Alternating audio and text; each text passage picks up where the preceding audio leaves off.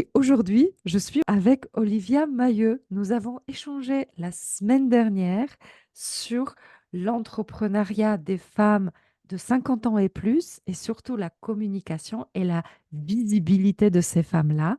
Tu nous as raconté ton parcours et tous les enjeux qui sont derrière la communication et les blocages de visibilité qu'une femme de 50 ans et plus peut s'imposer.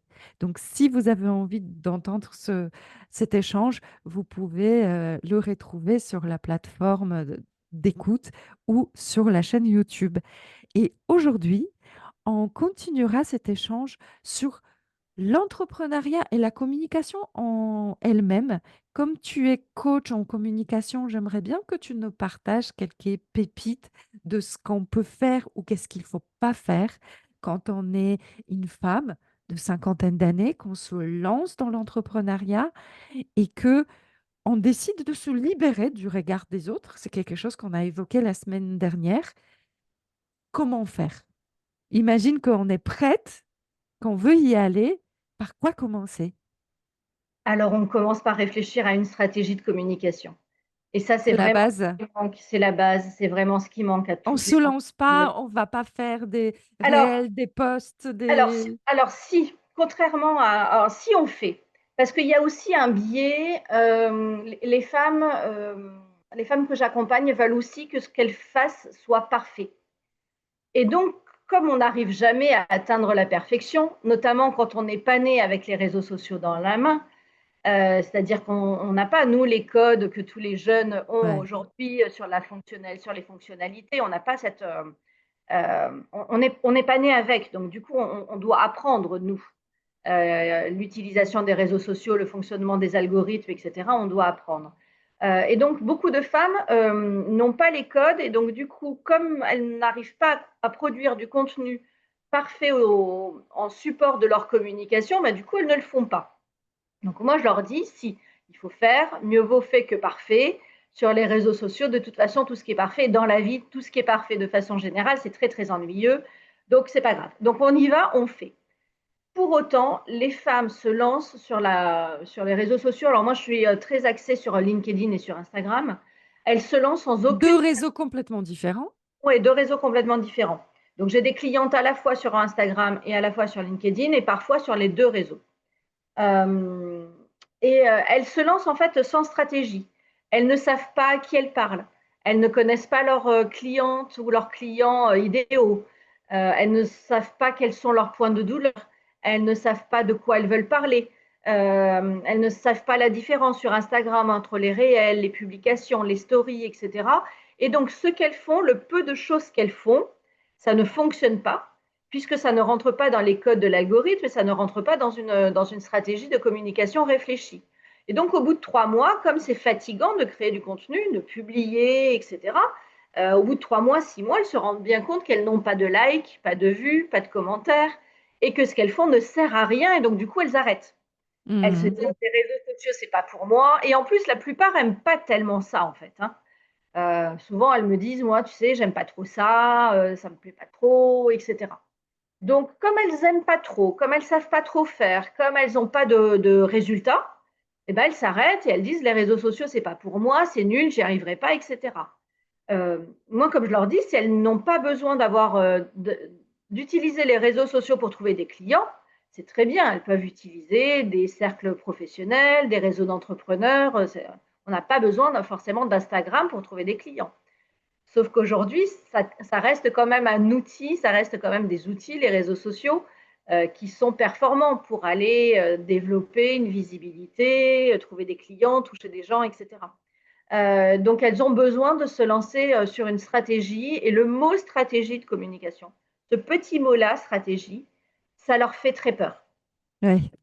C'est vraiment un mot qui les inquiète parce qu'elles ont l'impression. Moi, j'ai une cliente la dernière fois, je lui parlais de mon programme, une prospect, je lui parlais de mon programme qui est sur 3 mois, sur lequel on travaille toute la stratégie de communication. Et elle me dit, je ne suis pas une multinationale. Je lui C'est dis, OK, joli. je lui dis, oui, c'est sûr, tu es prof de Pilates. Je lui dis, mais la multinationale, alors non seulement elle fait de la communication, mais elle en a même pas besoin. Coca communique, sans en avoir besoin finalement, parce que Coca a toujours ses Oui, clients. Nike, c'est pareil, ils en ont pas besoin. Et donc j'ai essayé de lui expliquer que justement, c'est parce qu'elle n'était pas une multinationale avec énormément de clients qui viennent naturellement vers elle, qu'elle avait besoin d'une stratégie de communication. c'est vrai, c'est Donc j'ai vrai. souvent ce biais-là, voilà, le mot stratégie fait peur.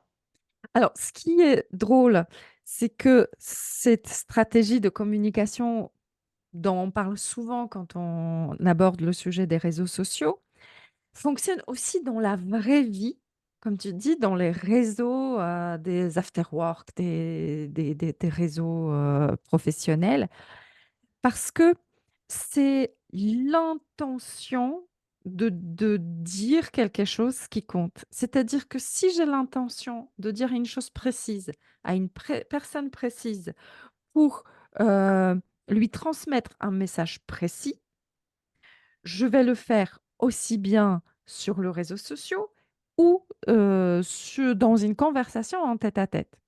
Alors, dans la conversation en tête-à-tête, en général, on a l'impression que ça se passe bien parce que la personne, par sa politesse, gentillesse, va nous écouter, va nous faire un sourire et on a l'impression qu'on était comprise.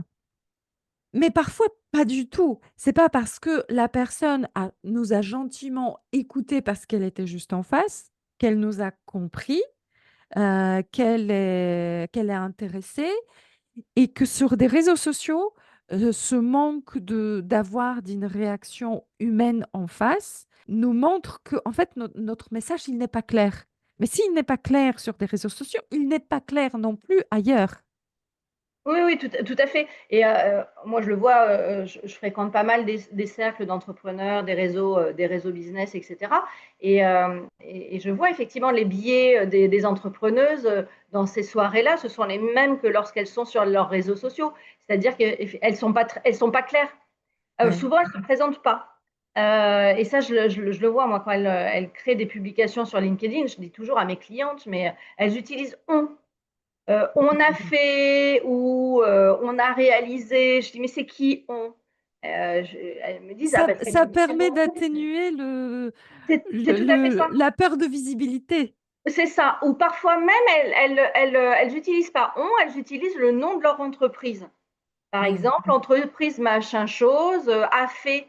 Et là, je lui dis, mais c'est qui l'entreprise? Vous êtes combien là-dedans? Voilà, je lui dis: «Vous êtes combien et c'est qui?» Elle me dit: «Beh, c'est moi». Je lui dis: «Mais dis, en fait, utilise le «je» et dans les réseaux effectivement physiques, ça va être pareil. Ça va être effectivement, on va parler, de la pluie, du beau temps. Tiens, bah, il y a du monde, c'est sympa, tiens, bah, qu'est-ce qu'a fait, la présidence? On a une nouvelle fonctionnalité sur la plateforme. Mais finalement, pareil, on n'aborde pas le «je fais», «je réalise», «je travaille avec telle personne» et cetera. Tu as raison, les biais sont un peu les mêmes aussi, sont souvent les mêmes en présentiel et sur les réseaux sociaux.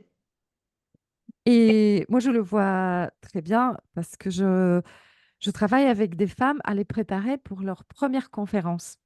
Et là, il n'y a plus de couloir B.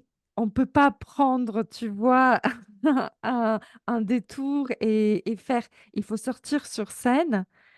C'est souvent leur souhait.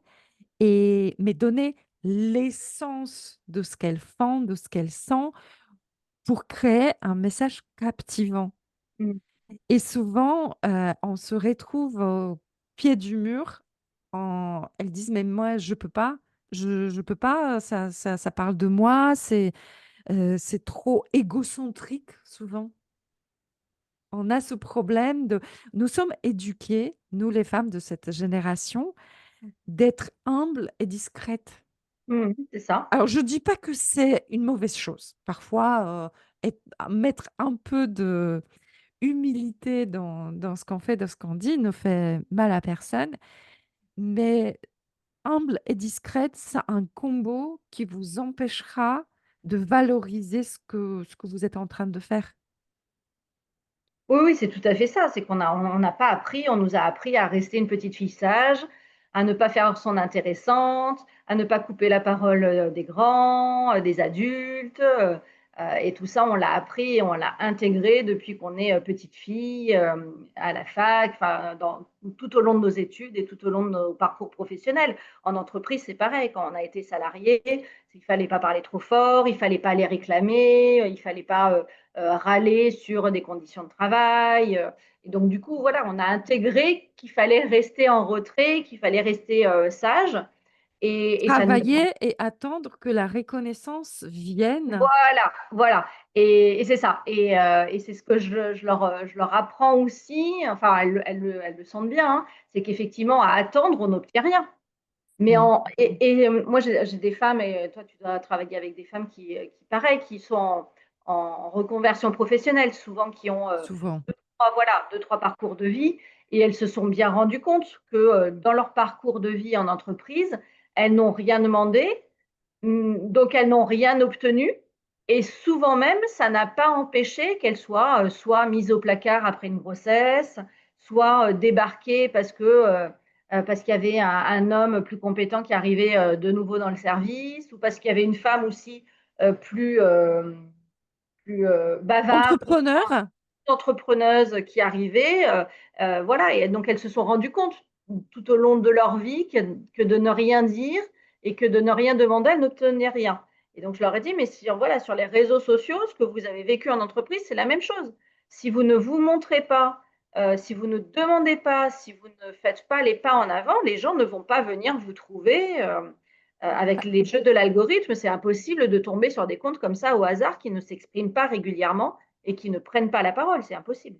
Alors en entrepreneuriat, c'est encore pire parce que dans le salariat, malgré tout ça, il y a le salaire qui tombe à la fin du mois. Il y a au moins le salaire qui tombe à la fin du mois. Tu as peut-être pas l'augmentation, mais tu as le salaire qui tombe. C'est ça. Et en entrepreneuriat, on se rend tout de suite compte que si je ne fais pas ces actions-là, ben, je ne pourrais pas vivre. Donc, il faudrait que je retourne en salariat ou que je diminue mon train de vie drastiquement jusqu'à ce que je m'asphyxie moi-même. Oui, c'est tout à fait ça. C'est vraiment ça. Comme ce sont des femmes qui ont souvent des périodes de chômage devant elles, elles ont toute cette période-là où c'est une grande chance, hein, où elles peuvent apprendre effectivement la posture d'entrepreneuse, etc. Euh, mais voilà, si elles ne l'apprennent pas, elles vont devoir laisser tomber leur entreprise. Et on sait aujourd'hui qu'il y a à peu près 90% des micro-entrepreneuses qui ne gagnent pas leur vie, Mm. et la plupart vont laisser tomber leur activité professionnelle pour changer, pour retourner dans le salariat, parce elles ne vont pas réussir à vivre de leur activité professionnelle. Pourtant, le plus souvent, ce sont des activités de cœur où elles ont vraiment un très très beau message à passer et qu'elles le font avec toute l'expérience de vie qu'elles ont acquis et pas uniquement professionnelle, mais souvent une expérience de mère, de toute la vie de femme qu'elles ont enrichie. Elles ont appris, elles se sont formées, qualifiées dans une activité qui leur tient à cœur et qui va dans le sens de bien-être de la vie humaine. Et c'est celles-ci qui vont malheureusement ne pas survivre. Oui, et ce sont des femmes qui ne vont pas survivre, pas du tout à cause d'un manque de compétences. Ouais. Absolument pas. Et moi, c'est ça qui me rend dingue. Moi, mon combat, c'est ça, c'est de voir des femmes compétentes qui n'arrivent pas à prendre la parole, à se mettre en avant, à parler de leur activité professionnelle. Encore des femmes incompétentes, on n'a pas envie de les entendre. Donc celles-ci, parce que ça existe, hein, on a des hommes incompétents, on a aussi des femmes incompétentes.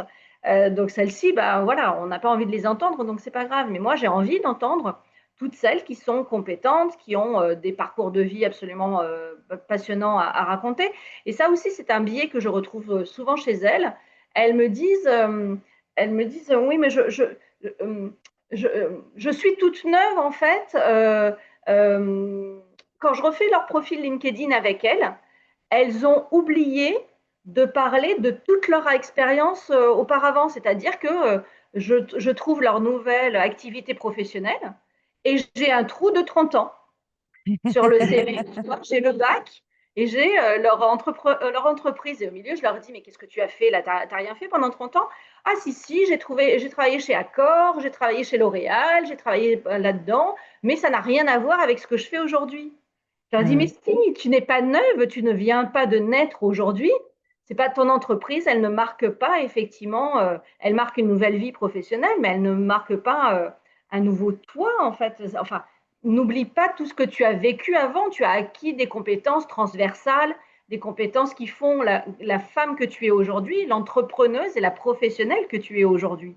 Donc du coup, moi, je les incite à se réconcilier avec tout ce parcours-là et à voir effectivement tout ce qu'elles peuvent utiliser de ce parcours-là au service de leur nouvelle activité. Et souvent elles zappent complètement ça en me disant oui, mais j'étais ingénieure, aujourd'hui je suis sophrologue. Oui, mais enfin, si tu es sophrologue aujourd'hui, tu n'es pas la même sophrologue que l'autre femme du village ou de ton quartier, parce que toi, tu as été ingénieur pendant 30 ans. L'autre femme a un autre parcours, donc du coup, elle aborde le métier différemment. Ça, Et c'est elle très va attirer par ce fait des bien sûr, personnes différentes.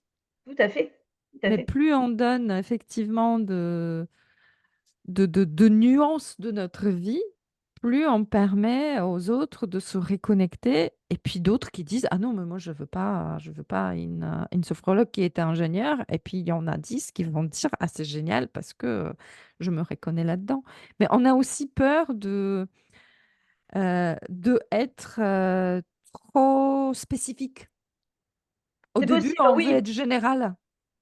Oui, oui, ça On c'est a vraiment l'impression on a le devoir d'attirer tout le monde et plaire à tout le monde. oui, ça c'est vraiment la difficulté quand elles se lancent là vraiment sur les réseaux sociaux, je le ressens. Elles veulent parler à tout le monde en me disant: «Oui, mais plus j'ai de followers», elles veulent des followers, elles veulent parler à tout le monde. Plus j'ai de followers, elles me disent: «Mathématiquement, plus j'aurai de clients». Je dis: «Non, non, ça fonctionne pas comme ça. Si tu parles à 500 followers qui ne s'intéressent pas du tout à ton activité professionnelle, ça ne deviendra pas des clients». Donc il vaut mieux effectivement cibler sa communication et ça, je leur dis une phrase qu'on entend tout le temps en communication, à parler à tout le monde, on ne parle à personne.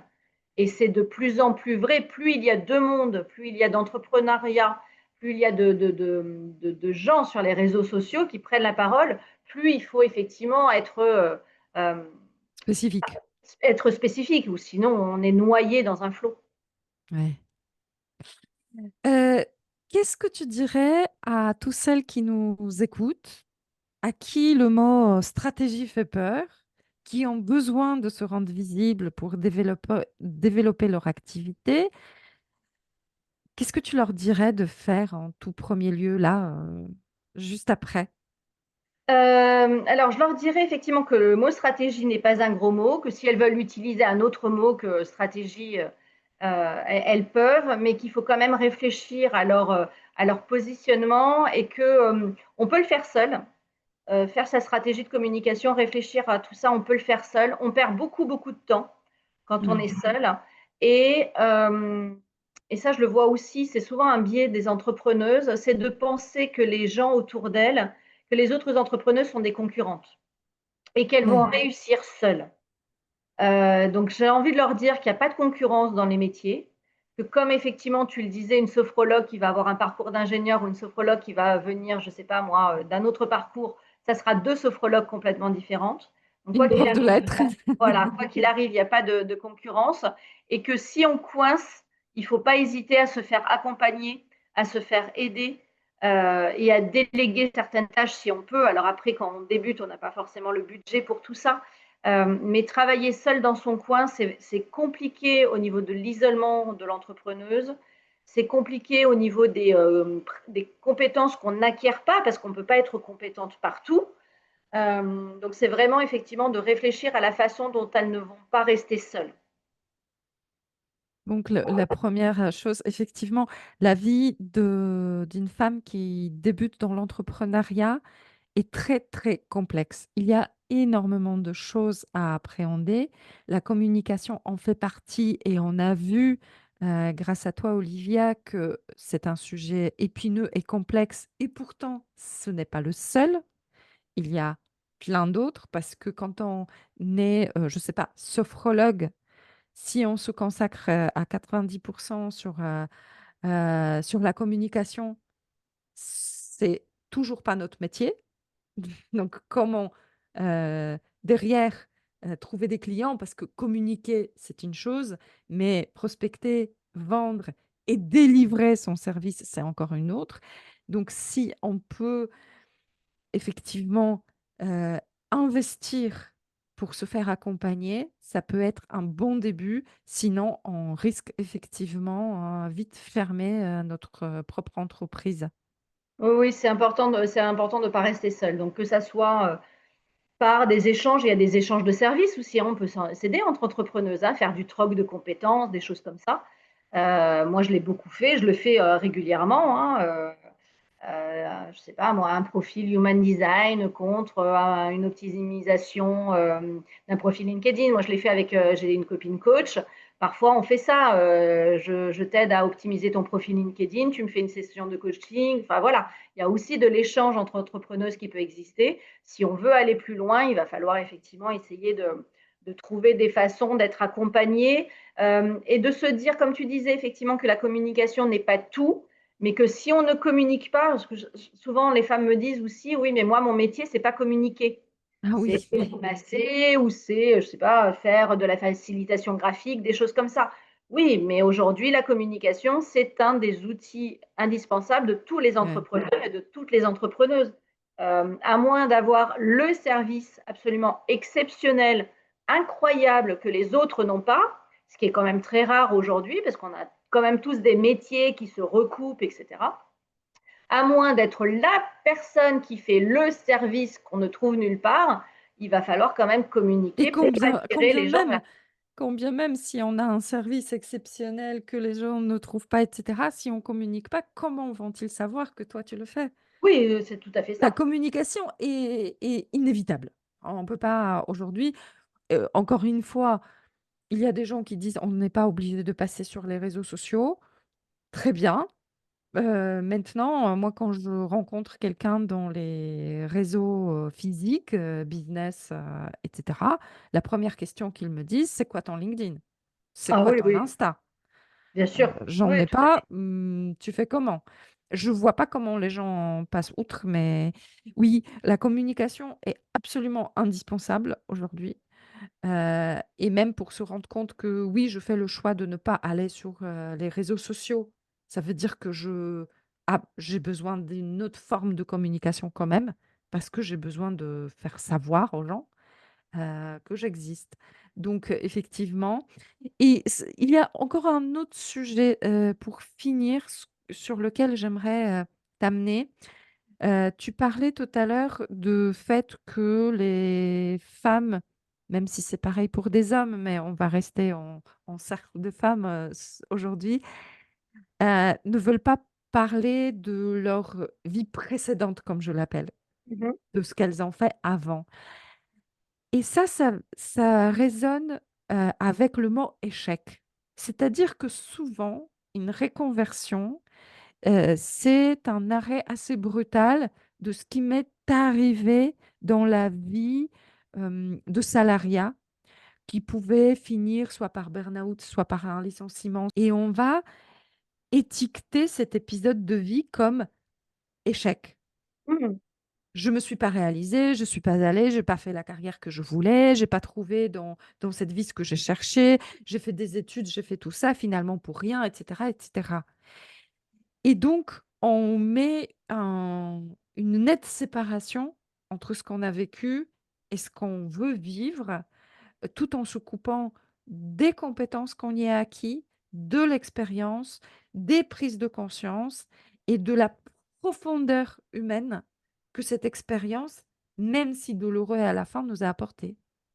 Oui, oui, c'est tout à fait ça. C'est effectivement, hem, on rencontre beaucoup d'entrepreneuses qui sont devenues entrepreneuses, hem, de façon un peu contrainte. C'est-à-dire qu'effectivement, il y a eu une perte de sens, il y a eu un burn-out, il y a eu une mise au placard, enfin voilà, et qu'à un moment, elles se sont dit: «Beh, je peux pas retourner au salariat. Je peux pas, c'est pas possible. Cette ancienne vie, je peux pas, donc du coup, je vais aller chercher un métier passion, un métier qui fait sens et cetera», et donc pour l'exercer, elles sont devenues entrepreneuses. Et je pense qu'au fur et à mesure aussi des années, on va voir des entrepreneuses qui vont arriver, qui vont se lancer, de façon un peu contrainte. C'est-à-dire qu'une femme aujourd'hui de 50 ans, on sait que même si on veut retourner au salariat, ça va être de plus en plus difficile. Et plus on va prendre de l'âge, 45, ça commence déjà à être, on est déjà senior, hein, 50, 55 ans, on sait qu'on ne va plus être employable. Et les chiffres sont là, en fait. Hein, l'employabilité des femmes, des hommes aussi, mais l'employabilité des femmes chute de façon très importante à partir de 50 ans. Pour autant, il va falloir qu'on tienne quand même jusqu'à 60, 65 ans, 67 ans, jusqu'à notre retraite. Et donc, je pense que beaucoup de femmes vont se lancer dans l'entrepreneuriat de façon un petit peu, pas, pas de façon très volontaire, mais en se disant, mais je n'ai pas le choix. Il faut que j'aille chercher des moyens de subvenir à mes 15 ans encore de vie avant la retraite. Donc, je vais devenir entrepreneuse. Et il va falloir effectivement qu'elle voie cette nouvelle voie, ce nouveau choix, comme une opportunité positive plutôt que comme un choix contraint par l'invisibilisation des femmes dans la société. Et donc, on va avoir un gros travail à faire aussi pour rendre l'entrepreneuriat glamour, sachant que l'entrepreneuriat n'est pas tous les jours glamour. Mais s'il si on décide d'y voir, l'aventure, l'expression de notre créativité, l'opportunité à travailler sur soi et tous les blocages qu'on a besoin de dépasser pour sortir notre vraie lumière, c'est une vraie action très glamour, je trouve. Alors, on va passer tout le reste de côté. Olivia, est-ce que tu as un mot de la fin pour, finir cet épisode? Alors, moi, mon mot de la fin, ça serait un mot qui est un peu galvanisé, qu'on voit beaucoup, beaucoup aujourd'hui, ça serait d'oser. Alors moi, je déteste toutes les formulations et toutes les phrases qui disent effectivement quand on veut, on peut, parce que ce n'est pas vrai. On ne peut pas tout changer, ou c'est très compliqué parfois de changer selon sa situation économique, sociale, familiale, environnementale, etc. Mais en tout cas, le mouvement, c'est vraiment ce qui va permettre de se sortir de situations compliquées, douloureuses et d'attirer les opportunités. Et il faut aller chercher sa chance. Je crois que c'est vraiment ça, il faut aller chercher sa chance. C'est dur à dire, aller chercher sa chance. Merci beaucoup, Olivia. Merci à toi.